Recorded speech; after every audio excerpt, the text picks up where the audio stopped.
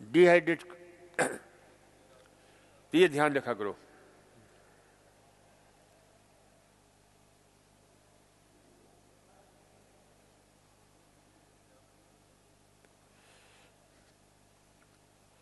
देखो हीमोग्लोबिन 7.91 था, एक बोतल ब्लड चढ़ाने के बाद 9.6 आया है, तो ये तो एक अस्थायी व्यवस्था है, चलेगा कुछ दिन तक, फिर जो है दिक्कत होगी। तो एक बोतल चढ़ा सकते हैं। भाई ध्यान रखें कि जब कम हो तब चढ़ाइए। ब्लड ट्रांसफ्यूजन जो है ना, ये ध्यान रखिए कि, और बड़ी सावधानी के साथ पता लगा करके, क्योंकि बहुत सारी इन्फेक्शन जो है ना ब्लड के द्वारा फैलते हैं। हेपेटाइटिस बी है, हेपेटाइटिस सी है, एड्स है। तो जो भी ब्लड दें वो या तो अपने खास परिवार का आदमी हो, उसका ब्लड, या जो है अच्छी तरह से पता लगा करके। कई लोग आते हैं जो ब्लड ट्रांसफ्यूजन के कारण जो है बीमार ग्रस्त हो गए।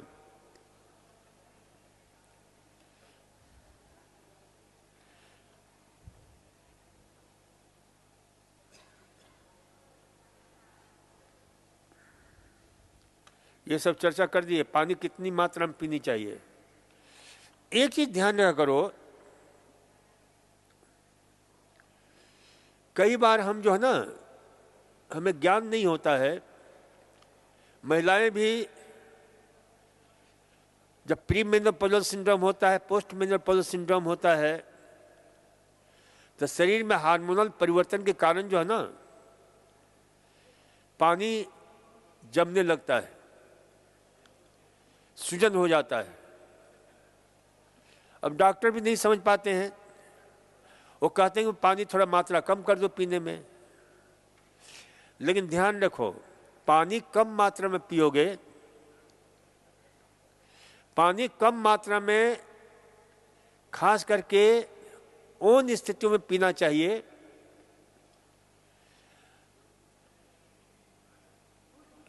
सावधानी से पीना चाहिए। जैसे जिनको किडनी रोग है, किडनी फेलियर के रोगी हैं, तो उनको 1.5-2 लीटर से ज्यादा नहीं पीना चाहिए। जो लीवर वाले रोगी हैं, लीवर सिरोसिस है, उनको भी ये ध्यान में रखना चाहिए। तो ये कुछ बीमारियां हैं जिसमें जो है पानी नियोजित ढंग से दिया जाता है। हार्ट फेलियर है, heart failure, kidney failure, liver failure में पानी को नियंत्रित ढंग से दिया जाता है, क्योंकि ज्यादा पानी पीने से फिर उस अंग के ऊपर दबाव पड़ता है और उसके फेल होने की पूर्णतया संभावना ज्यादा बढ़ जाती है। यानी जिसका हार्ट फेलियर का पता कैसे चलता है, जांच होता है 2 इकोकार्डियोग्राम के द्वारा, तो उसमें एजेक्शन फ्रैक्शन कम होता है, LVEF, तो एक सामान्य डायग्नोसिस है कि उसका हार्ट फेल हो रहा है। इसी प्रकार से किडनी फेलियर का पता कब चलता है, जब उसका यूरिया, यूरिक एसिड, क्रेटिनाइन और GFR काफी बढ़ा हुआ होता है। तो समझिए कि किडनी जो है ना फेल वाली स्थिति आ रही है। और लीवर फंक्शन टेस्ट में जो उसमें जो है जो एंजाइम्स होते हैं वो बहुत अस्त व्यस्त होते हैं, चाहे SGO2 हो, चाहे SGPT हो, चाहे फॉस्फेट हो, ये सब देखना पड़ता है। किडनी में कैल्शियम, सोडियम, पोटेशियम, इन सब को देखना पड़ता है। जैसे कैल्शियम कम हो जाता है, पोटेशियम बढ़ जाता है, पर कैलीमिया हो जाता है, जो बड़ी खतरनाक स्थिति होती है।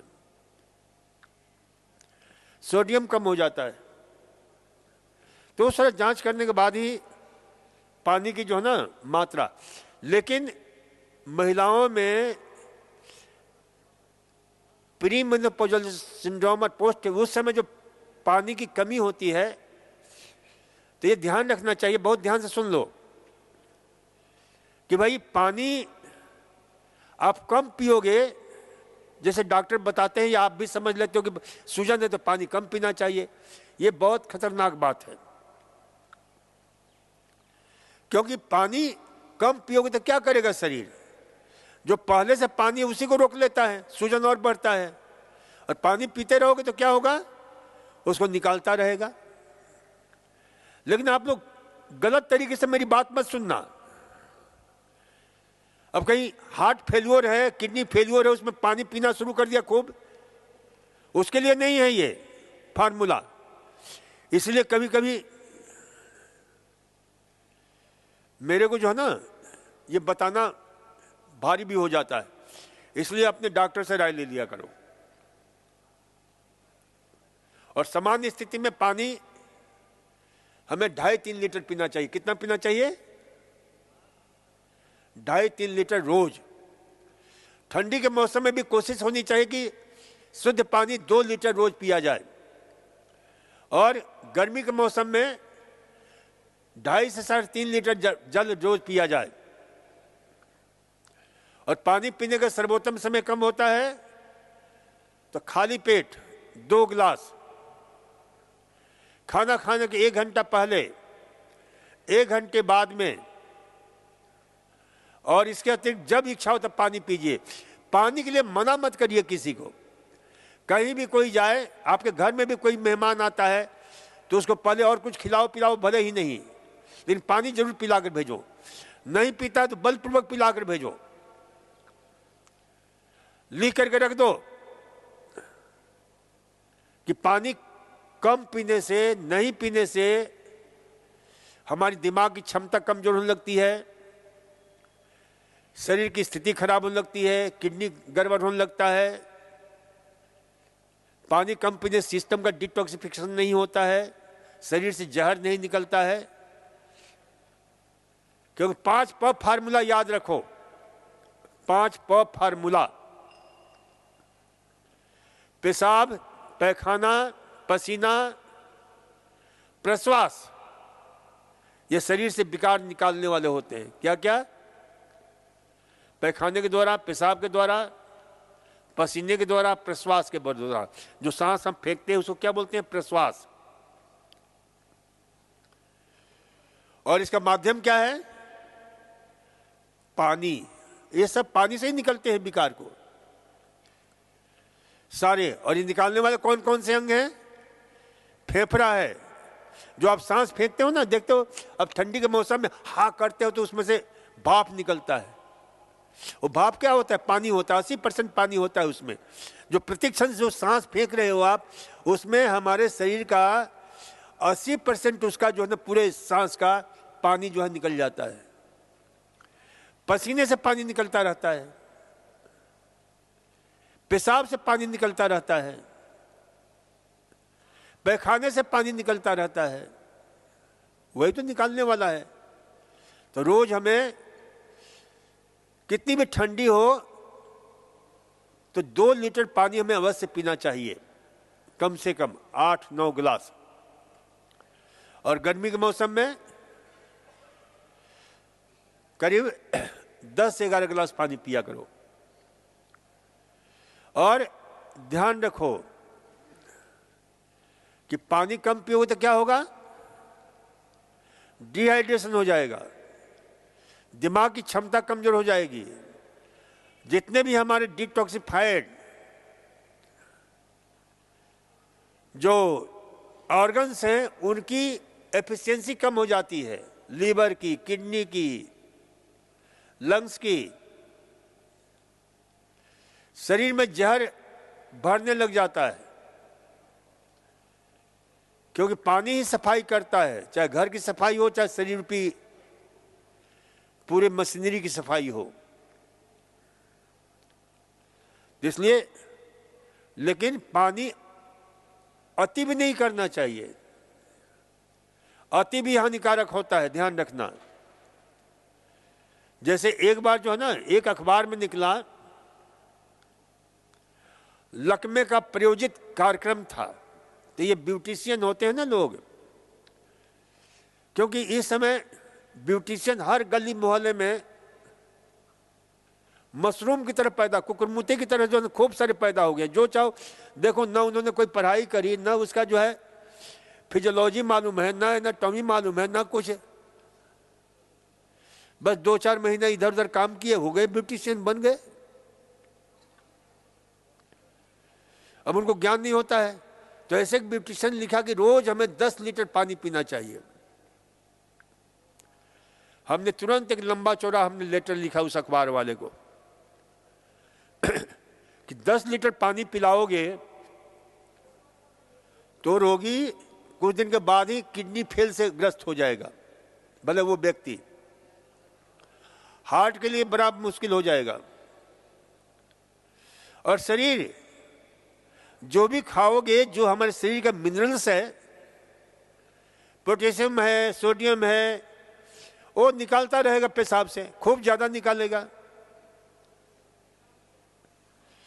तो इसलिए जो है ना, उचित मात्रा में, सम्यक मात्रा हमेशा ध्यान रखो।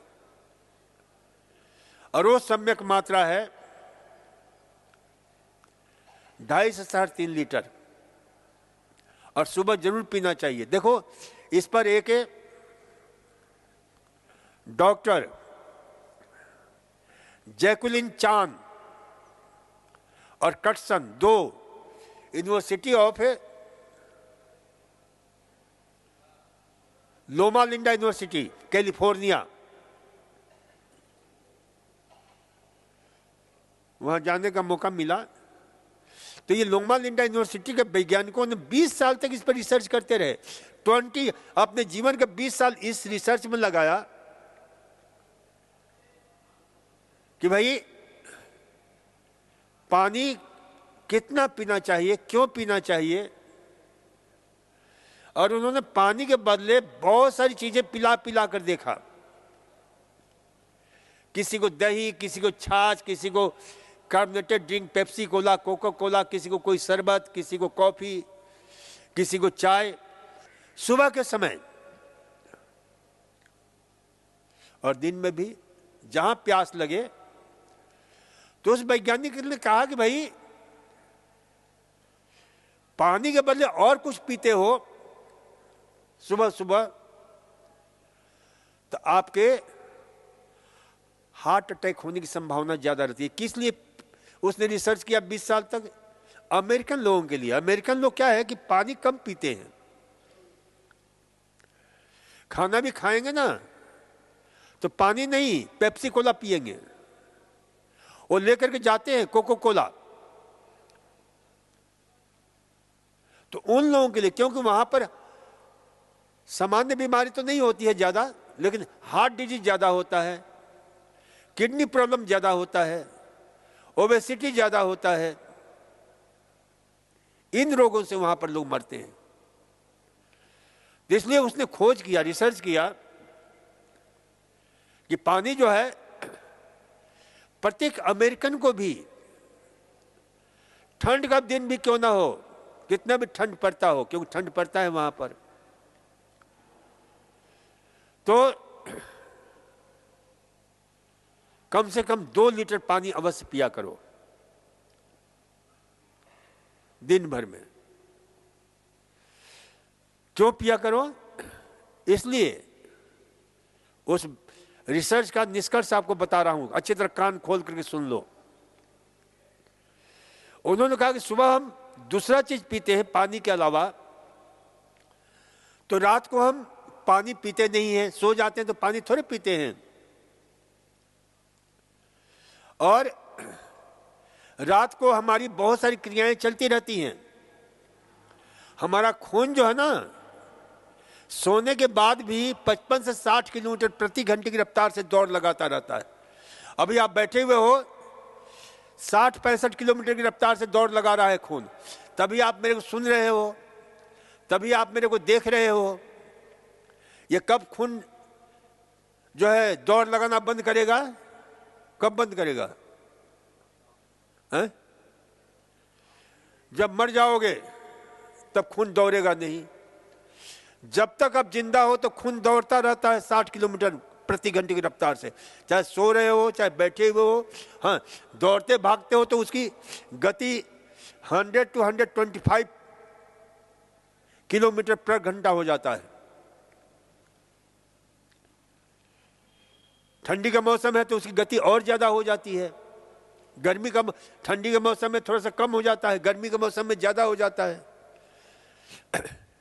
तो उन वैज्ञानिकों ने कहा कि भाई देखो, रात भर आप जो है ना सांस लेते रहते हो, उससे पानी खर्च होता है, खून बहता रहता है और किडनी द्वारा छनता रहता है, तो वहां पानी कुछ इकट्ठा हो जाता है ब्लैडर में, कम से कम 500 मिलीलीटर से 450 मिलीलीटर से लेकर के 600-700 कई लोगों के मिलीलीटर तक।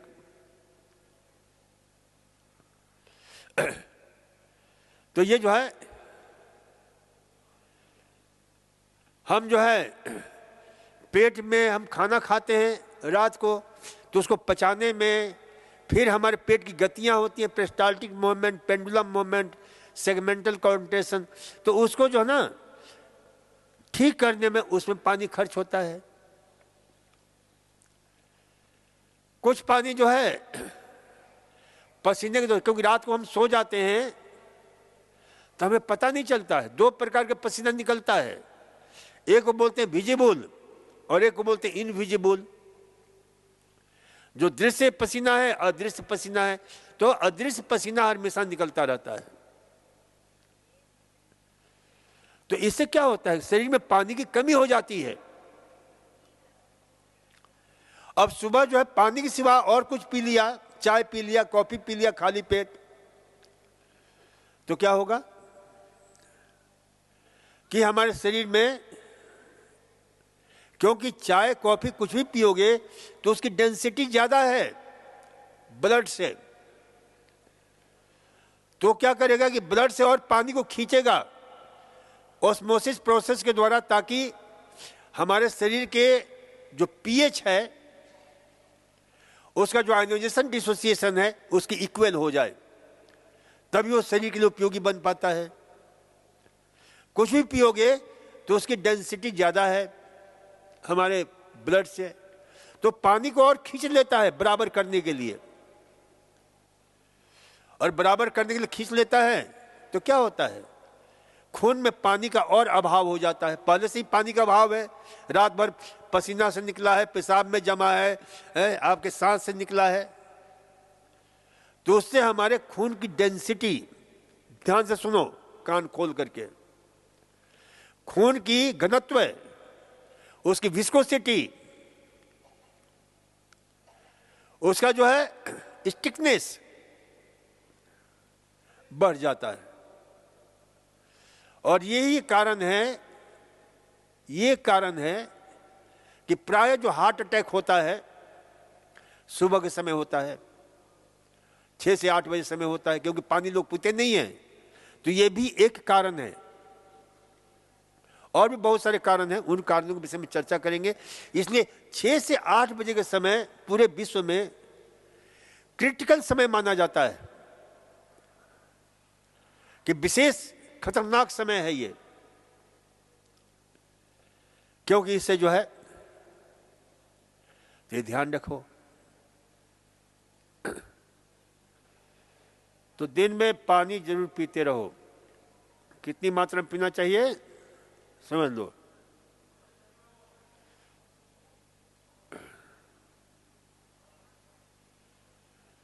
एक पेशेंट है आर्थराइटिस से, फेफड़े खराब है, थायराइड है, तो थोड़ा धैर्य रखो। एक चीज ध्यान रखो, कोई जादू की छड़ी नहीं है हमारे पास में जो घुमा देंगे आप आओगे और बिल्कुल ठीक हो जाओगे, या जो आप लोग परमात्मा से प्रार्थना करोगे जादू की छड़ी मिल जाए। जिस प्रकार से रोग पैदा करने के लिए आपने जो है कितनी कठिन यात्रा की है, हैं? जो नहीं खाना चाहिए वो खाए हो, बड़े आराम से, शरीर को कोई तकलीफ ना हो, सोते रहे, एक्सरसाइज किया नहीं, जब हुआ बिना बात के गुस्सा करते रहे, दुखी होते रहे। कितना जो है श्रम करना पड़ता है, उल्टा पुल्टा बोलते रहे। ये क्या है? हमारा इम्प्रॉपर डाइट, इम्प्रॉपर एक्सरसाइज नहीं है। काउच पोटोटा को जीवन जीते रहे, आलसी लोगों का जीवन। खाने का कोई भरोसा नहीं, खाना जो मिला अचरा कचरा डाल लिया। बोध नहीं, ज्ञान नहीं, तो कितनी मेहनत करनी पड़ती है, तब जाकर के सौगात के रूप में परमात्मा जो ना रोग देता है। बड़ी कठिन तपस्या करते हो तब रोग होता है, तो उसी रास्ते से फिर लौटना पड़ेगा। जिस रास्ते से यहां आए हो, फिर उसी रास्ते से रिवार्ड रिवर्स होना पड़ेगा, तब आप स्वस्थ हो सकोगे। एक दिन में सोचो नहीं, आपका जब तक प्रॉपर डाइट नहीं होगा, प्रॉपर एक्सरसाइज नहीं होगा, प्रॉपर मेंटल एटीट्यूड नहीं होगा, प्रॉपर कल्टीवेशन ऑफ हैबिट नहीं होगा। शुरू से ही हम आदत डाल देते हैं। सुबह पेट साफ होना चाहिए, बैठे हुए हैं 10 बजे तक, बैठे हुए गप्पे मार रहे हैं, 11 बजे तक बैठे हुए हैं, पैखाना जाएंगे नहीं, तो पेट की आदत खराब हो जाती है। क्या है ये पैखाना होना सुबह? क्या है? Cultivation of habit, proper cultivation of habit. जैसा पेट को आदत डालोगे, पेट की आदत पड़ी है, फिर उसके बाद जो उसको साफ करने के लिए लग्जेटिव परगेटिव, अरे तूने पेट की ऐसी दुर्दशा कर ली, अब उसको चाबुक देकर चलाना चाहते हो जैसे मरियल घोड़ा हो गया है, तो कहां से साफ होगा? और साफ नहीं होगा तो बीमारियां होगी। कहते हैं ना, हमने सुनी एक कहानी, कब्जी सारे रोगों की नानी। तो इसलिए जो है ना, constipation is the root cause of all disease. तो अपने हैबिट को सुधारो। खाने में ब्रेड, बिस्कुट, मठरी, मैदे की बनी चीजें, अब कहां से पेट साफ होगा? तो इसलिए ध्यान रखो।